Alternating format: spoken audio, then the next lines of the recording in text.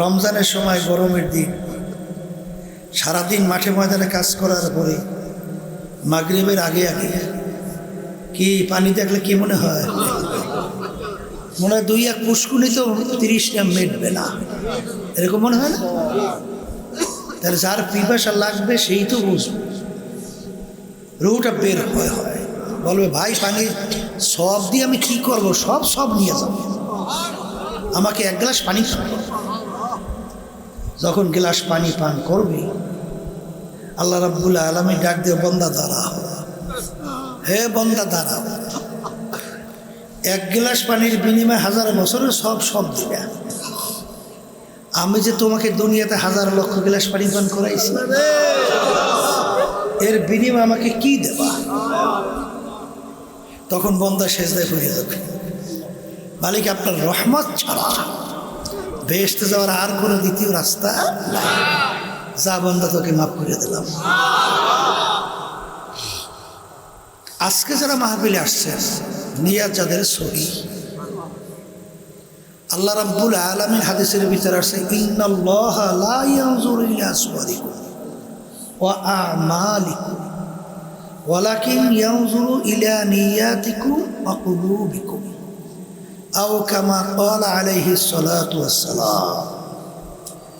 আল্লাহ রাসূল সাল্লাল্লাহু আলাইহি ওয়াসাল্লাম বলেন, রব্বুল আলামিন বান্দার শুধু বাহ্যিক আমলের দিকে তাকিয়ে থাকে না, আল্লাহ রাব্বুল আলামিন বান্দাবান্দির দিলের দিকে তাকিয়ে থাকে। বান্দাবান্দির দিলের অবস্থানটা কি?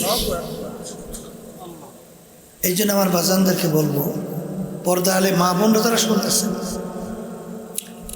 যদি আমাদের দিলের অবস্থান আল্লাহমুখী হয়, মাহফিলে আসছি আল্লাহকে রাজি খুশির জন্য, জাহান্নাম থেকে নাজাত দিয়ে বেহেশতে যাওয়ার আশায়, নেক আশা কামাই করার জন্য, এরকম ভালো নিয়ে যদি থাকে, কিয়ামতের ময়দানে রব্বুল আলামিন এইটাকে উসিলা করে মাফ করে দিতে পারে। এখন এইটা শোনার পরেই আবার এক শ্রেণী আমার বাজানরা আছে, এরা আবার আশার সাগরে ঝাঁপ দেয়। কিসের সাগর? আশার সাগর বোঝেন নাই? সর্বনাই আমার মনে আছে, সর্বনাই একটা লোক নেতা ঘোষেস,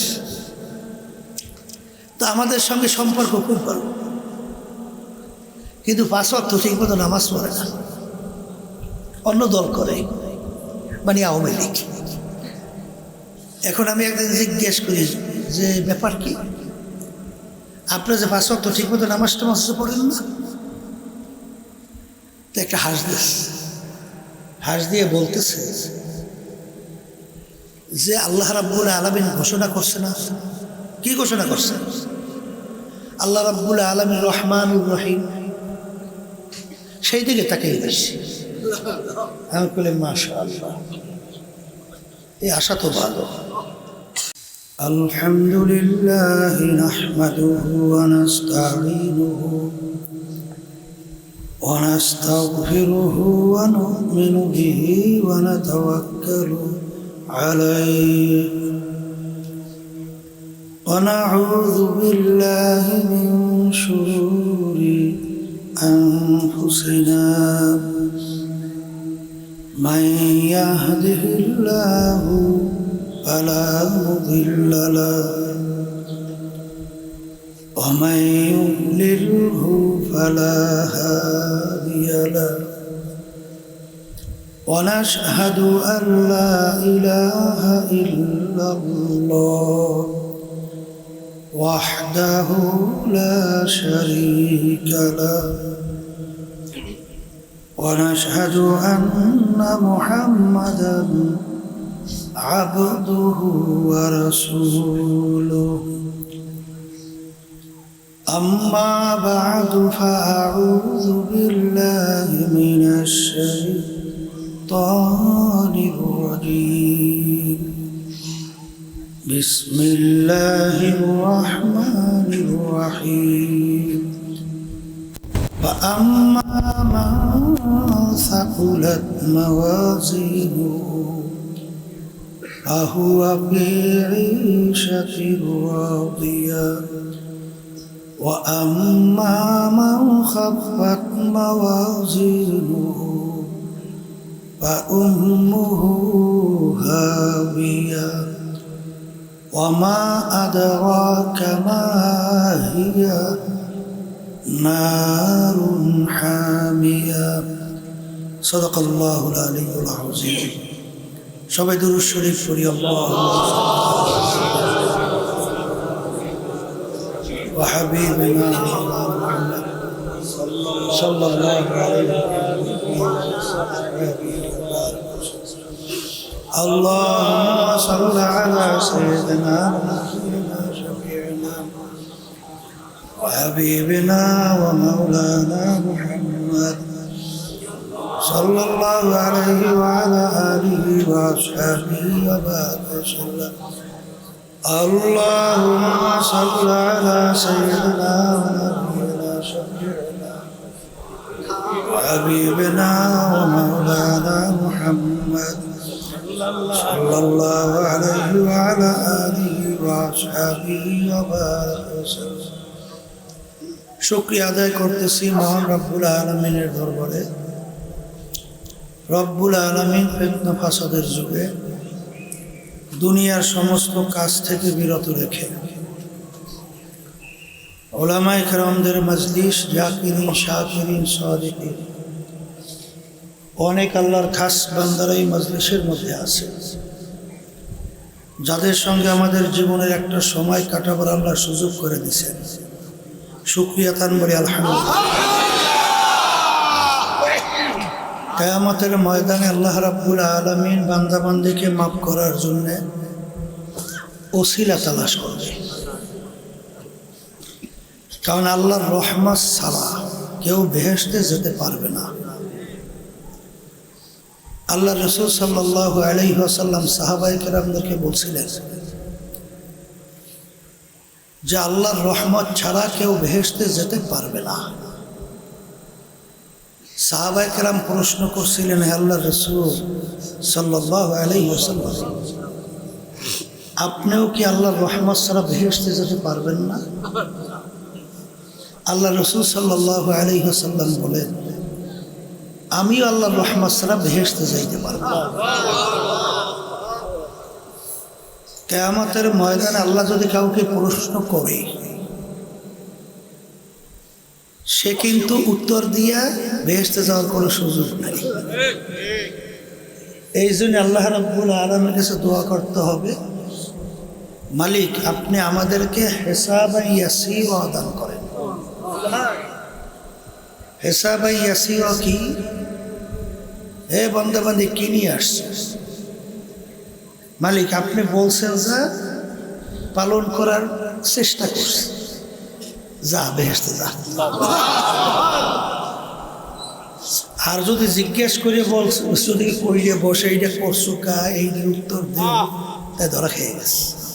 আল্লাহ জিজ্ঞেস করলে কোনো বন্দাবাদী পার পাওয়ার সুযোগ নাই। এই জন্য মাপ পাওয়ার জন্য কি তালাশ করবে? ওসিলা। বলেন কি তালাশ করবে? হাদিসের মধ্যে আসছে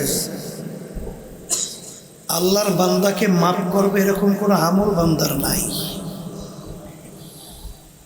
আল্লাহ রাব্বুল আলামিন ফেরেশতাদেরকে বলবেন, দেখো তো আমার বান্দা কখনোই হক্কানি আলেমদের সঙ্গে এক দস্তারখানে মজলিসে বসছে কিনা তালাশ করে জীবনে একবার পাওয়া গেছে। মালিক জীবনে একবার বসছে, যা এ ওসিলে আমি ওকে মাফ করে দেব। হাদিসের ভিতরে ঘটনা আসছে, বনি ইসরাইল এক আবেদ 1000 বছর ইবাদত করছে, সারাদিন রোজা রাখছে, আল্লাহকে ডাকছে, রাত্রে তাহাজ্জুদের নামাজের ভিতরে আল্লাহকে ডাকছে, ইবাদতের ভিতরে লিপ্ত ছিল। এরকম 1000 বছর ইবাদতের পরে তার ভিতরে এরকম একটা ভাব এসে গেছে, এও ছেলে মাফ পেয়ে যাবে।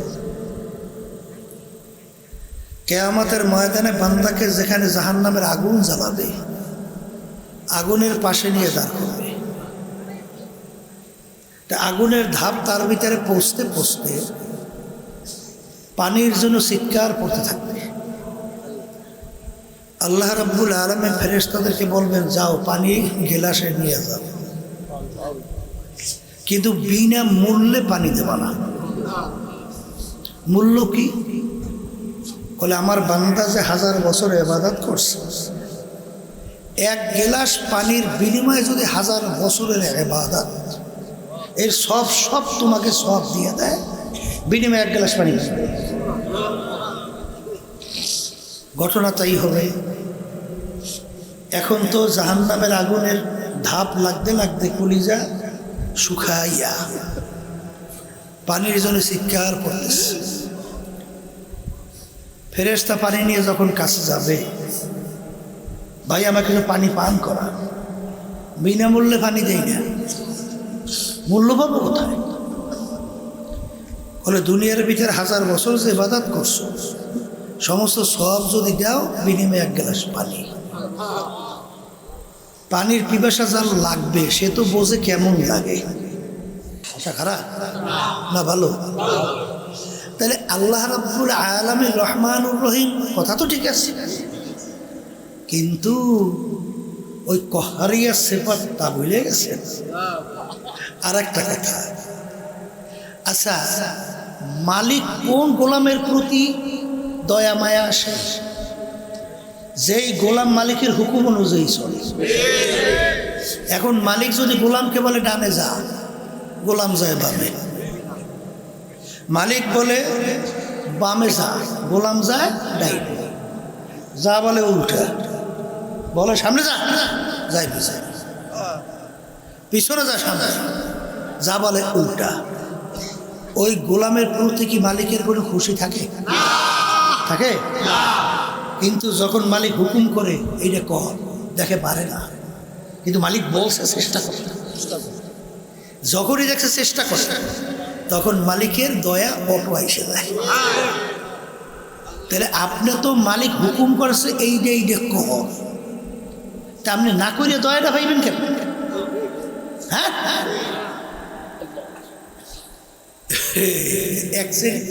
দয়ার সাগরে ঝাঁপ দেওয়া, এই নৈরাশা কিন্তু কুফর। নৈরাশা কি? কুফর।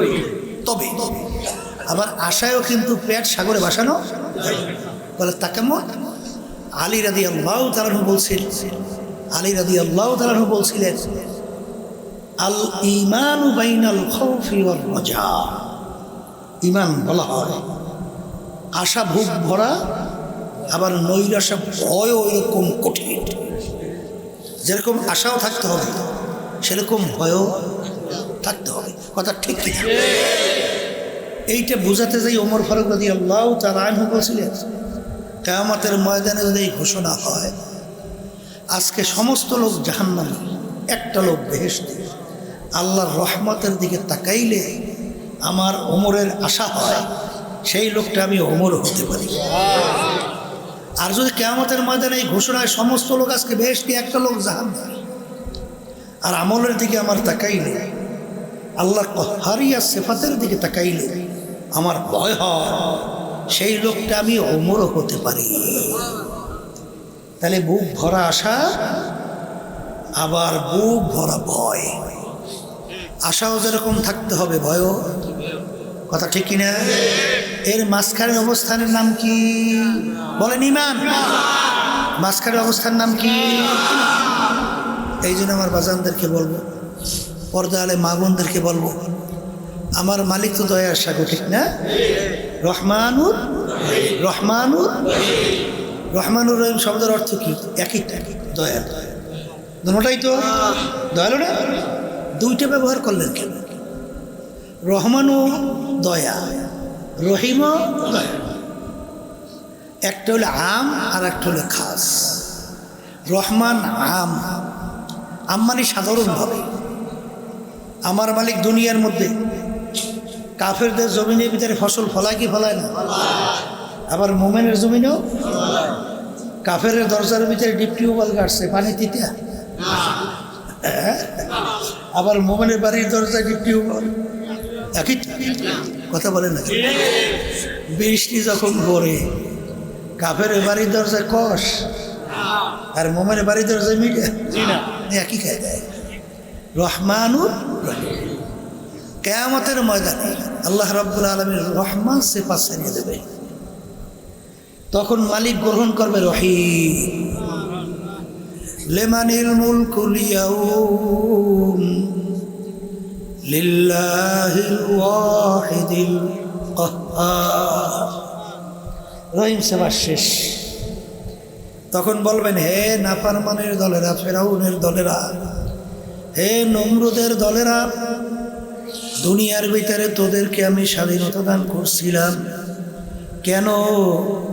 লিয়াবলুয়াকুম আইয়ুকুম আহসানু আমালা। পরীক্ষার হলে পরীক্ষা নেওয়ার জন্যে। পরীক্ষার হলের ভিতরে ছাত্রছাত্রী পরীক্ষা দেয় না? 3 ঘন্টা স্বাধীনতা আছে না? নাই? প্রশ্ন দেয় লেখার জন্য, পত্র না দেয় না? আচ্ছা, ওই সময় যদি কেউ প্রশ্নের উত্তর ঠিক মতো না লেখে, সেখানে যদি গল্প কাহিনী বিভিন্ন তার নিজের ইতিহাস এইটা বসে বসে লিখে 3 ঘন্টা শেষ করে, যারা এই হল পরিদর্শক কিছু বলবে? কেন বলবে না? বলেন স্বাধীনতা পরীক্ষার হল, বলেন বলেন ওখানে কিছু, কিন্তু যখন ফলাফল বের হয় ফার্স্ট ক্লাস ডিভিশনে ফেল, কথা কয় না। এখন ঘরের দরজা বন্ধ করিয়া চোখ মুছে আর কান্দে, কিন্তু আর ফিরে আসবে? হ্যাঁ, তাই ঠিক ঠিক আমার মালিক আপনাকে আমাকে দুনিয়ায় পাঠাইল, পাঠাই আমার মালিক ঘোষণা করলেন, আমহিল হুম রুয়াইদা, আমি তোমাদেরকে স্বাধীনতা দান করলাম কেন? পরীক্ষার হলের ভিতরে পরীক্ষা নেওয়ার জন্যে। আমি তাকাইয়া তাকাইয়া দেখি তায়েফের ময়দানে আমার হাবিবকে এমনভাবে আক্রমণ করলো, তার শরীর মোবারক থেকে রক্ত মোবারক বের হইয়া আল্লাহু আকবার রক্ত জার জার করিয়া ঝরে। উহুদের ময়দানে আমার হাবিবের মাথার ভিতরে হেলমেট পর্যন্ত ভাইকে ঢুইকে পড়ে, শরীর মোবারক থেকে রক্ত মোবারক বের হইয়া জুতো মোবারক আইটকে পড়ে। আমি দেখি, কিন্তু পরীক্ষার হলের মধ্যে মোড়ামারি করবেন না, এগুলো বয়ান না শুনে খালি মোড়ামারি করবেন।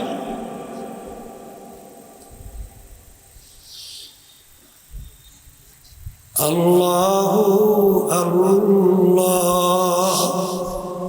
এই পরীক্ষার হলের ভিতরে আমি পরীক্ষার জন্যে আমি ওদেরকে কিছু বলি না।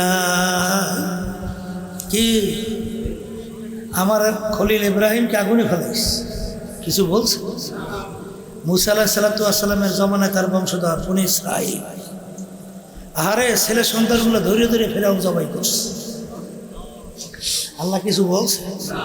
হ্যাঁ, বললে পরীক্ষার হল থাকে কেন?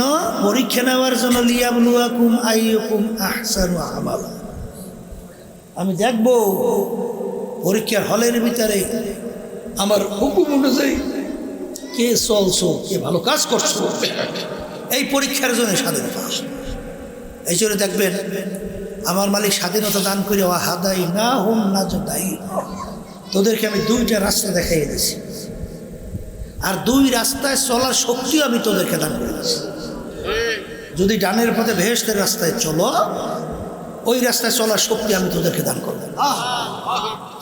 আর যদি তুই স্বাধীনতা পাই বাম দিকে রাস্তায় চলো, জাহান্নামের রাস্তায়, কিছু বলবো না, ওই রাস্তায় চলারও শক্তি তোকে দান করবো। কথা ঠিক না ভাই? ঠিক। এই জন্য আমার বাজানদেরকে বলবো, পর্দা আলে মা বোনরা যারা শুনতেছেন, এই পরীক্ষার হলের মধ্যে যা মনে করে তা কিছু করবেন, মালিক কিছু বলবে? বলবে? তাই যদি নাই বলি, এখন আমার বাজানদেরকে বলি, পর্দা আলে মা বোনরা যারা শুনতেছেন, কথা বেশি লম্বা টাম্বা না, সংক্ষেপ বলছি।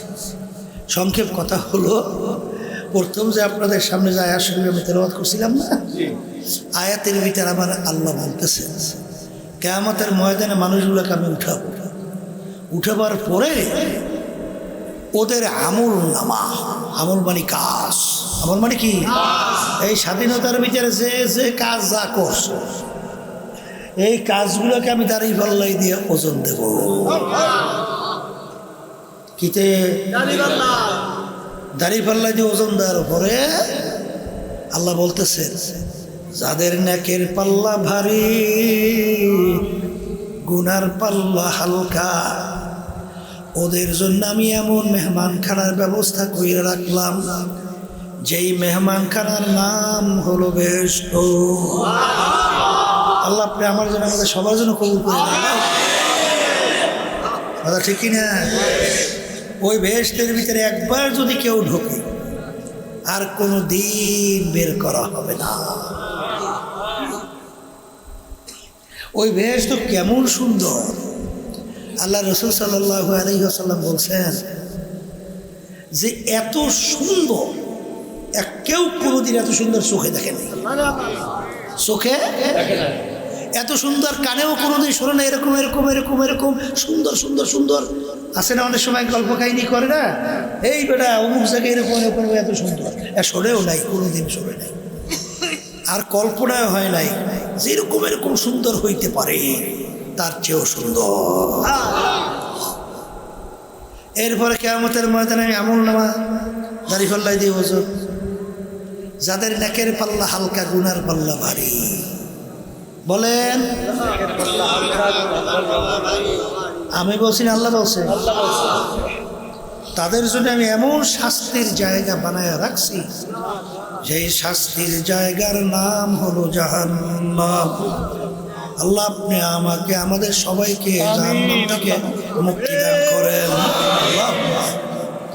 এই আল্লাহ রাসূল সাল্লাল্লাহু আলাইহি ওয়াসাল্লাম বলেন, কেমন ভয়াবহ শাস্তি, এত কঠিন শাস্তি কেউ কোনোদিন দেখে নাই, শোনেও নাই, কল্পনায়ও হয় নাই, তার চেয়েও কঠিন। কথা ঠিক কিনা? এখন যারা বাড়ি ঘরে কাজকর্ম ভালাই মাহফিলে আসছে, উদ্দেশ্য কি? বেহেশতে যাব, আসতে বলে জাহান্নাম থেকে বাঁচবো না অন্য কোনো আশা? আচ্ছা আশা এইটা তো। এখন আশা যদি এইটা হয় তাহলে বেহেশতে যাওয়ার জন্য কি লাগবে? হ্যাঁ, নেকের পাল্লা ভারী লাগবে। এই এখন নেকের পাল্লা ভারী করতে সমস্ত মুসলমানের চায় না, মন কি মন চাই কি চায় না? কিন্তু চাইলেও শত্রু পিছনে আছে না নাই? কয়েক ধরনের শত্রু। এই কোরআন কারীমের শেষ সূরা আল্লাহ কি বলছেন? আল্লাযী ইউওয়াসওয়িসু ফি সুদুরিন নাস মিনাল জিন্নাতি ওয়ান নাস। এখানে দুই ধরনের শত্রু। এখানে পাইলেন কয়? আর এক শত্রু নফস আম্মারা। কোরআন কারীমে অন্য আয়াত আছে, গুনার দিকে সে উদ্বুদ্ধ করে। কথা ঠিক কিনা? আব্বাজান উদাহরণ দিয়ে বলতেন, শয়তান হলো প্রধানমন্ত্রী আর নফস আম্মারা হয়েছে বাদশাহ। প্রধানমন্ত্রী পরামর্শ দেয়, বাদশাহ এই অনুযায়ী কাজ করে। কথা ঠিক না বেঠিক? ওই নফস আম্মারা থাকে ভিতরে, ও থাইকে পরামর্শ অনুযায়ী বাস্তবায়ন করে। কথা ঠিক কিনা? এখন এই শত্রু থেকে বাঁচা লাগবে না? আসতে করে আপনি যদি দেশ দখল করতে হয়, আগে শত্রু পরাস্ত না করলে বাসারে দুর্বল করা যায়? এই জন্য মানুষ শয়তান, জিন শয়তান। মানুষ শয়তান থেকে বাঁচার জন্য বড় একটা হাতিয়ার, যন্ত্র, অস্ত্র হলো আল্লাহর জিকির বেশি করা লাগবে। কথা কয় না? আর জিকির, আল্লাহর জিকির বেশি করলে আল্লাহ রাসূল বলেন কলবের ভিতরে শয়তান ভাগিয়ে যায়। কলব থেকে শয়তান ভাগে ভাগে। আল্লাহর জিকির শয়তান সহ্য করতে পারে না, তাহলে আল্লাহর জিকির করা লাগবে না? আচ্ছা, মানুষ শয়তান কিন্তু আল্লাহর জিকিরে যাইবে না। মানুষ শয়তান কিন্তু আপনার স্ত্রী হইতে পারে, আপনার বাপ মা হইতে পারে, আপনার আবার বাচ্চারাও হইতে পারে, আপনার বন্ধু হইতে পারে, আপনার দলের নেতা নেত্রীরাও হইতে পারে। এক কথায় যে আপনাকে গুনার ব্যাপারে উদ্বুদ্ধ করে, সে যে হোক, ওটা মানুষ শয়তান।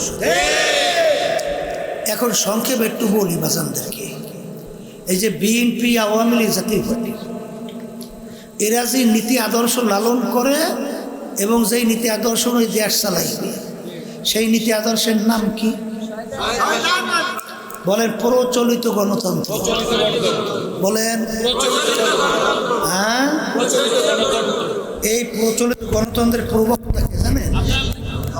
প্রাক্তন প্রেসিডেন্ট আমেরিকা আব্রাহাম লিঙ্কন। তিনি এই প্রচলিত গণতন্ত্রের আবিষ্কারক। তিনি বলছিলেন government of the people, by the people, for the people. তিনি এক কথায় বুঝাতে চায় সমস্ত ক্ষমতার মালিক জনগণ। আচ্ছা, এখন আপনার বাজানদেরকে জিজ্ঞেস করি, কেউ যদি এই কথা স্বীকার করে সমস্ত ক্ষমতার মালিক জনগণ, এখন আপনাকে নিজেকে প্রশ্ন করতে আপনার ঈমান কোন অবস্থায় আছে?